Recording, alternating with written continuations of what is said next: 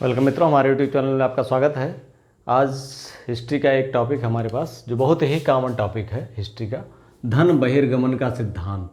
Modern India का बहुत ही popular और जैसे हमने बताया था ब्लैक होल थ्योरी का जेड.एच. हालवेल ने बहुत भारतीयों को बदनाम करने के लिए, इनकी ह्यूमैनिटी को बदनाम करने के लिए यूज किया था। उसी तरह धन बहिर्गमन के सिद्धांत का उपयोग अंग्रेज़ों की जो शोषणकारी नीति थी, उपनिवेशवाद कितना हानिकारक है किसी देश के लिए, इसका उपयोग करने के लिए भारतीयों ने इसका यूज किया था, धन बहिर्गमन के सिद्धांत का। और भारतीय अर्थव्यवस्था के शुरुआती जो सिद्धांत लिखे गए वो इसी आधार पर लिखे गए। सबसे पहले धन बहिर्गमन का सिद्धांत देने वाले कौन थे? दादा भाई नौरोजी। कौन थे? दादा भाई नौरोजी ने सबसे पहले ड्रेन ऑफ वेल्थ या धन बहिर्गमन का सिद्धांत दिया। उन्होंने देखा कि शुरुआत में भारत जब अंग्रेज आए तो ब्रिटेन में वहाँ उन्होंने देखा कि शुरुआती में जैसे उन्नति चल रही है, देश आगे बढ़ रहा है, इंडस्ट्रियलाइजेशन हो रहा है, वहाँ पूंजी आ रही है, लेकिन भारत में ऐसा कुछ नहीं हो रहा है। यहाँ से पूंजी आ नहीं रही है। जो कि खुद ये इंडस्ट्रियलिस्ट थे, उद्योगपति थे, तो ये देख रहे थे कि मतलब हमें पूंजी मिल क्यों नहीं रही है। पूंजी नहीं मिल रही है, ना कच्चे माल मिल रहे हैं, ना ही हमारे लिए मार्केट मिल रहा है हमारे प्रोडक्ट्स के लिए। विदेश के बाज़ार पहले ही बंद हो चुके हैं, तो ये ऐसा हो क्यों रहा है, वो उनकी समझ में जो आया। तो उन्होंने सबसे पहले जो 2 मई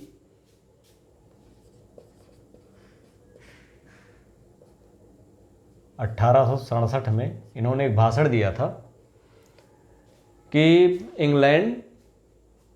इंग्लैंड्स डेब्ट टू इंडिया।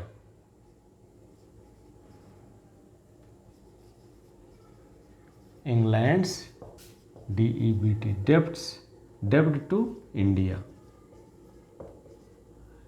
ये कई बार पूछा गया है किसने लिखा था? इंग्लैंड डेब्ट टू इंडिया। ये बुक जो इन्होंने लिखी थी, ये पत्र इन्होंने पढ़ा था ईस्ट इंडिया एसोसिएशन के लंदन में एक बैठक हुई थी, इसमें इन्होंने पढ़ा था।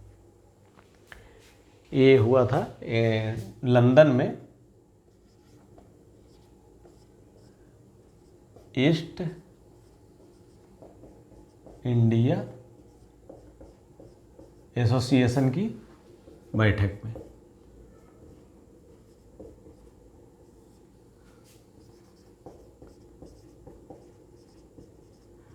इन्होंने अपना प्रसिद्ध ये पत्र इंग्लैंड्स डेब्ट टू इंडिया लिखा था 1867 में ही। 1867 में भी इन्होंने एक और सिद्धांत दिया।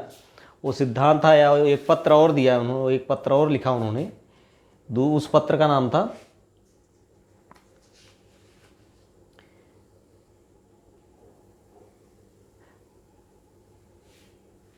The wants and means of India. 1870 में the wants and means of India, the wants and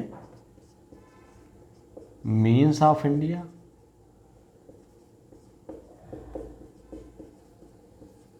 ये 1870 में। एक बुक इन्होंने लिखी थी, बहुत बार पूछी गई, poverty and un British rule in India.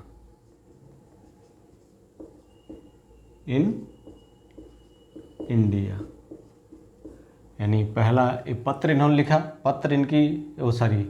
England डेब्ट टू इंडिया पहला, ये दूसरा the wants and means of India, तीसरा poverty and un British rule in India, और एक और थी इनकी, उसका नाम था ये on the commerce of India. 71 में इन्होंने लिखा ऑन द कॉमर्स ऑफ। इन सब पत्रों के माध्यम से इन्होंने ये बताने की कोशिश की, पॉवर्टी एंड ब्रिटिश रूल 1867 में ही ये लिखी गई थी। ये बार बार पूछी गई किसकी बुक है ये। तो ये सारे जो आप देखेंगे यहाँ से, ये बार बार पूछा गया है। ये भी wants and means of India भी पूछा गया है, on the commerce of India भी पूछा गया है। ये इस पे इन्होंने इनसे ये इसमें इन्होंने ड्रेन ऑफ वेल्थ जो है बार बार बताया और बताया। अब यहाँ से आपको समझाने का हम प्रयास करते हैं, हो सकता आप मगर ध्यान देंगे तो समझ जाएंगे। बहुत आसान है। जैसे भारत का जो रेशम का कपड़ा था, सूती वस्त्र उद्योग था, ये बहुत ही उन्नत। जब अंग्रेज आए थे तो इसका व्यापार ही करते थे और ब्रिटेन में यहाँ के सूती वस्त्रों की बहुत मांग थी। तो इन्होंने ब्रिटेन ने जब वहाँ पर औद्योगिक क्रांति हुई 1785 तक, तो 1800 तक, उसके बाद धीरे धीरे वहाँ इंडस्ट्रियलाइजेशन बढ़ता रहा। उपनिवेशीकरण चूँकि हो चुका था, यहाँ से माल ले ही जा रहे थे, पैसा वैसा ले ही जा रहे थे। तो इन्होंने सबसे पहले क्या किया कि भारतीय जो कपड़ा उद्योग था इस पर उन्होंने वहाँ आयात शुल्क लगा दिया। अगर 10 रुपये कपड़ा है 200%, 40 रुपये का उस पर आयात शुल्क लगा दिया उन्होंने, या 30 रुपये का आयात शुल्क लगा दिया। तो उसकी कीमत 10 रुपये के कपड़े की, या 100 रुपये कपड़ा है तो 300 रुपया, और तो वो 300 बिक रहा है। तो आयात शुल्क लगा करके उसको रोकने का प्रयास किया, भारतीय ब्रिटेन की मार्केट में ये ना आ पाए। अब जब यहाँ से कपड़े बनने बंद हो गए तो इनका मार्केट बंद हो गया, तो जाहिर सी बात है कि यहाँ पर धीरे धीरे बेरोजगार होने लगे। अब देखिए भारत में इन्होंने क्या खेल किया, कच्चा माल ये सब ले अपने फैक्ट्रीज के लिए मजबूर कर देते हैं किसानों को कि वो कच्चा माल उनको बेचे। कच्चा माल ले गया और ले करके इंग्लैंड भेज देते थे सस्ते दामों पर, अति सस्ते दामों पर, कि किसान की लागत भी ना निकले। अब भारतीय सूती वस्त्र उद्योग के लिए कच्चा माल नहीं है, और जो है किसानों के पास जो पैसा थोड़ा बहुत मिलता वो भी उन्होंने ज़बरदस्ती ले करके बेच दिया। वहाँ से जो तैयार माल हुआ वो ले आए, उन्होंने चारों तरफ ट्रेन, कोने कोने में ट्रेन चला दी। वहाँ से कच्चा माल उठाने के लिए ट्रेनें आ गई, भारत के कोने कोने से कच्चा माल उठा लिया, और भारत में जो वहाँ से जो तैयार माल है वो कोने कोने में पहुँचा दिया। लोगों के पास सस्ता फैक्ट्री का बना हुआ माल मिला, सब धड़ल्ले से यूज करने लगे विदेशी माल सस्ते में। तो अब भारत में जो पूंजी थी वो तो हो गई ख़त्म। जो किसान 10-20 रुपया कमाता था अपना नगदी फसल बेच करके, वो ब्रिटेन वो भी उठा ले जाता था। अब यहाँ पर पूंजी इकट्ठी होनी बंद हो गई, पूंजी इकट्ठी नहीं हो रही थी। विदेश जो बैंकर्स थे ब्रिटेन के थे उन्हीं को ऋण देते थे। इसी तरह से यहाँ से सामान ले गए ब्रिटेन में, यूरोप में उन्होंने बेचा, भारत में बेचा, उसका लाभ किसको मिला, ब्रिटेन को मिला। और वो जो है भारत को कर्ज के रूप में फिर वापस कर दिया, उस पर फिर ब्याज लेना शुरू किया है। यहाँ पर रेलवे लाइन बिछी तो कर्ज कहाँ से आया, इंग्लैंड से आया, उस पर भी ब्याज भारतीय राजस्व से देना जाने लगा। उनको उस पर उनको गारंटी दी थी कि आपको जो ऋण वहाँ रेलवे लाइन के लिए बिछाएगी, रेलवे लाइन के लिए और इंडस्ट्री के लिए जो भी लगाया, तो उस पर उनको दिया जाता था कि भाई आप हमें पैसा दे दो, हम आपको गारंटीड रिटर्न देंगे।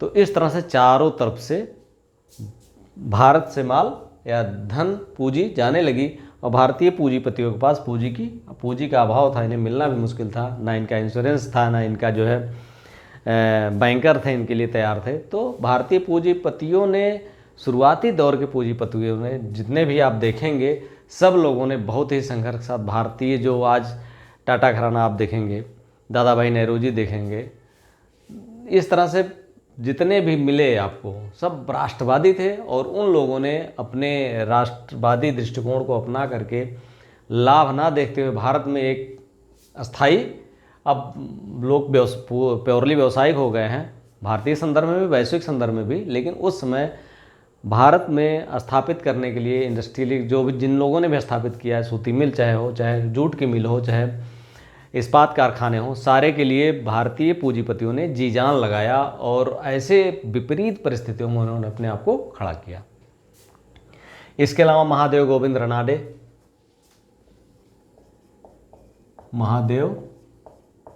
रनाडे ने भी इस पर बोला।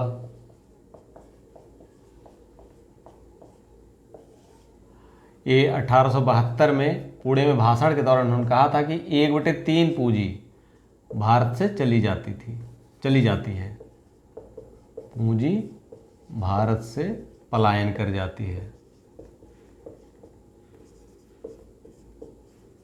यहाँ जो भी होता है वो चली जाती है। गोपाल कृष्ण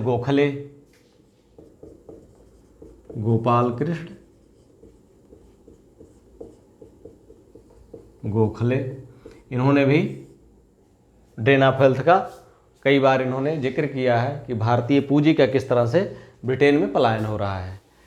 सबसे अलग जो आधुनिक भारत के पहला ऐतिहासिक बुक लिखने का जो श्रेय जाता है वो है किसको जाता है? आर.सी. दत्त को।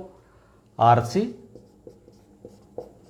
दत्त को जाता है। ये आर.सी. दत्त ने history of India, economic history of India लिखी। इकोनॉमिक हिस्ट्री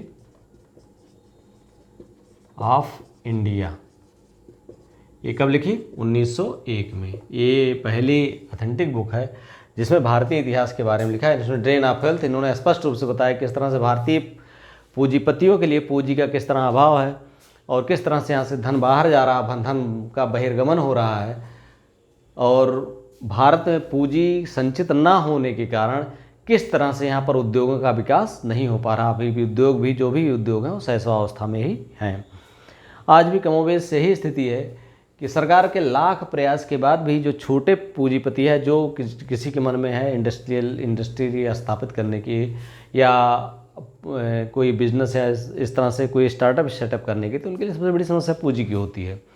क्योंकि पूंजी का एक्यूमुलेशन एक निश्चित दिशा में जब होने लगता है तो उसको रोक पाना थोड़ा मुश्किल होता है, क्योंकि वो दिशा जब पकड़ता है तो उसको पूंजी को समझने वाले लोगों की कमी बिरले होते हैं, उनके पास समझ अलग होती है और वे पूंजी को ठीक से जानते हैं और उस तरह से पूंजी को एक्यूमुलेट करते हैं। बहुत कम लोग होते हैं। जैसे टाटा ग्रुप है, यहाँ पर थोड़ा सा आप राष्ट्रवादी दृष्टिकोण देख सकते हैं, लेकिन अभी प्योर व्यवसायी अडानी ग्रुप है, या ये तो यहाँ पर पूरी तरह से व्यवसायिक चीज़ें होती हैं और जो वेलफेयर की चीज़ें या इस तरह से भारतीय हित में की जाने वाली चीज़ें हैं वो उसमें दिखावे की मात्रा ज़्यादा होती है, कुछ कर गुजरने की मात्रा या कुछ कर गुजरने की वो चीज़ें कम होती हैं।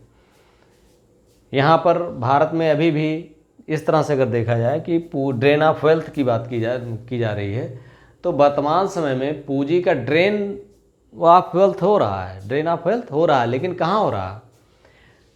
लगातार अरबपति बन रहे हैं, करोड़पति बन रहे हैं, लेकिन भारत की गरीबी खत्म ही नहीं हो रही है, भुखमरी खत्म ही नहीं हो रही है, प्रसन्नता सूचकांक में नीचे पीछे हैं, ग्लोबल हंगर इंडेक्स में पीछे हैं, हर चीज़ में हम पीछे हैं। तो ये ख़त्म क्यों नहीं हो रहा? क्योंकि ड्रेन ऑफ वेल्थ यहाँ पर भी अभी ऊर्ध्वमुखी है, अधोमुखी नहीं है। और जब तक अधोमुखी और निश्चिंतन का सिद्धांत नहीं होगा, जिस तरह से शिक्षा में हुआ था, यानी जो पूंजीपति थे, जिन्होंने पैसा इकट्ठा किया ढेर सारा, वहाँ से अगर धीरे धीरे वास्तविक रूप से गरीब लोगों के पास या जो नीडी हैं उनके पास पैसे की ज़रूरत जहाँ पड़ी है, वो हम नहीं कह रहे हैं कि आप फ्री में पैसा दीजिए, उन घरानों को भी आगे आ जाना चाहिए जो सरकार लोन्स देती है बहुत सारे लोगों को, या बहुत सारे लोगों को तमाम सारे, तो उसका फ़ायदा कौन उठाता है? लोन लेने का फ्रॉड, मतलब लोन लेकर फ्रॉड करने का मतलब ये है कि लोन जो गवर्नमेंट देती है स्टार्टअप्स के लिए, इंडस्ट्री लगाने के लिए, तो वो फ़ायदा कौन उठा पाता? वही लोग उठा पाते हैं। लेकिन उन इंडस्ट्री लोगों को चाहिए कि अगर छोटे छोटे स्टार्टअप्स कोई शुरू करना था तो उसको चिन्हित करें, चिन्हित करने के बाद उनको फंडिंग ये करें, और उनको फंडिंग करने के बाद उस लाभ का, जैसे अगर रिलायंस इंडस्ट्री का आप उदाहरण लीजिए, तो रिलायंस इंडस्ट्री में इतने सारे आप प्रोडक्ट हैं, आप चूँकि नेटवर्किंग कंपनी है, आप मोबाइल अगर लॉन्च कर रहे हो, मोबाइल लॉन्च या नेटवर्किंग संबंधित कोई चीज़ें हैं, अगर उसका मैन्युफैक्चरिंग बाहर हो रहा है तो उसकी यूनिट भारत में स्थापित करने की, ना सिर्फ बड़े स्केल पे नहीं, स्मॉल स्केल पर, छोटे छोटे स्तरों पर आप प्रमोट करिए उसको करने के लिए, उसको फंडिंग करिए, उसके लिए नए स्किल तैयार करिए, उस स्किल को IITs में, NITs में, IIITs में, GFTIs में या तमाम सारे फंडेड कॉलेज में, गवर्नमेंट इंजीनियरिंग कॉलेज में, मेडिकल कॉलेज में, जहाँ भी है उनका कोलैबोरेशन हो। कोलैबोरेशन के बाद वो स्टार्टअप्स सबसे मिल करके शुरू हो। जैसे बायोचिप बनाने की बात हुई या जो है नॉर्मल चिप्स बनाने की बात हुई, तो इसके लिए ज़रूरी है कि हम क्या करें, ये इस तरह के स्टार्टअप्स, एक मिक्सअप स्टार्टअप, इसके लिए इंडस्ट्री का होना ज़रूरी है। भारत सरकार लाख प्रयासों के बाद भी जब तक पूरे देश में एक क्रांति नहीं होगी, एक करने वालों की भी और फंडिंग करने वालों की या जिनको ज़रूरत हो उनकी भी। क्या करते हैं आजकल, ज़रूरत है एक्सपोर्ट कर लिया, अधिक है इंपोर्ट कर दिया। इंडस्ट्री किसी को अपना अगर इंडस्ट्री लगा रहे हैं तो क्या हुआ, मतलब सेंट्रलाइजेशन एक सेंटर की तरफ है। जबकि मेरे कहने का तात्पर्य है ये बी औद्योगिकरण की स्थिति अभी बनी हुई है जब तक कि इस उद्योगीकरण का डिसेंट्रलाइजेशन नहीं होगा। तो अभी भी ड्रेन ऑफ वेल्थ बहुत बुरी तरह से है। भारतीय उद्योगपति हों चाहे जो हों, अगर स्टार्टअप कोई शुरू करना चाह रहा है तो वो अपने इनिशिएटिव द्वारा उसको शुरू करा सकते हैं और भारत को मैन्युफैक्चरिंग हब बना सकते हैं। गवर्नमेंट चिल्लाती रहती है मैन्युफैक्चरिंग हब बनाओ, हमारा देश मैन्युफैक्चरिंग हब है, लेकिन मैन्युफैक्चरिंग कहीं दिखती नहीं है। सरकार की फंडिंग सब वेस्ट जाती है, बहुत कम सफल होती है, मिनिमम वेस्ट, अधिकतर वेस्ट हो जाती है। तो कोशिश गवर्नमेंट को भी ये करनी चाहिए कि इसका जो सिद्धांत है कोलैबोरेशन वाला, उसको थोड़ी सी दिशा बदलनी चाहिए और उसमें जो छोटे छोटे इंडस्ट्रियलिस्ट हैं या उनको छोटे छोटे इंडस्ट्रियलिस्ट तैयार करना चाहिए। बड़े इंडस्ट्रियल घरानों को सपोर्ट करने के बजाय छोटे छोटे इंडस्ट्रियलिस्ट तैयार करने चाहिए और अपने जो ज़रूरत की चीज़ें हैं उन्हीं छोटे छोटे औद्योगिक क्षेत्रों से प्राप्त करनी चाहिए। और जब तक ये छोटे छोटे औद्योगिक घराने नहीं बनेंगे, माइक्रो कहने के लिए माइक्रो और मैक्रो जो हम सपोर्ट करते हैं उसके साथ हम छोटे छोटे इंडस्ट्री नहीं डेवलप करेंगे। आप एक घर को ही इंडस्ट्री बनाइए, लेकिन वो मैन्युफैक्चरिंग होनी चाहिए, वो नए इनिशिएटिव होनी चाहिए। नई नमकीन बनाने की फैक्ट्री नहीं होनी चाहिए कि हम नमकीन बना के बेच रहे हैं, भून रहे हैं कुछ नहीं। और इसमें इतना आसान नहीं है ये। इसके लिए आप IITs का फ़ायदा लीजिए, NITs का फ़ायदा, इसरो की सहायता लीजिए, बड़े बड़े मेडिकल कॉलेज का सहायता लीजिए, ताकि एक इंजीनियरिंग और बायो का जो एक हब है विदेशों में, जो इस तरह से एक नई टेक्नोलॉजी डेवलप होती है, भारत में डेवलप हो पाए। और ड्रेन ऑफ वेल्थ जो बाहर जा रहा है हमारे देश का मैक्सिमम, चाइना कितना ले जाता है आप जानते ही हैं। चाइनी माल मत यूज करो, क्या है, ड्रेन ऑफ वेल्थ ही तो है। सारा पैसा आप इंडस्ट्री के ऐसे नहीं वैसे दे रहे हो, कान घुमा के पकड़िए, एक ही बात तो हुई। तो इस तरह के हब बनाने की ज़रूरत है और किसी वीडियो में इस पर विस्तृत पुनः चर्चा करेंगे। Thank you for watching.